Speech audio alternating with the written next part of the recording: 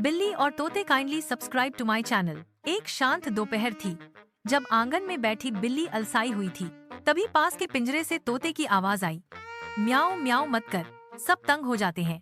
बिल्ली ने आंखें मिचमिचाई और कहा, कम से कम मैं बार बार एक ही बात नहीं दोहराती। तोता चहकते हुए बोला, कम से कम मैं चूहे नहीं खाता। दोनों की तकरार शुरू हो गई। बिल्ली बोली, तू तो पिंजरे में कैद है, मैं तो आजाद घूमती हूँ। तोता हंसा, तेरी आजादी सिर्फ दूध और चूहे तक सीमित है। मालिक ने दोनों की लड़ाई सुनी और मुस्कुरा कर कहा, इनकी चुगलबंदी ही मेरे घर की असली रौनक है। तब से दोनों की नोकझोंक रोज की आदत बन गई।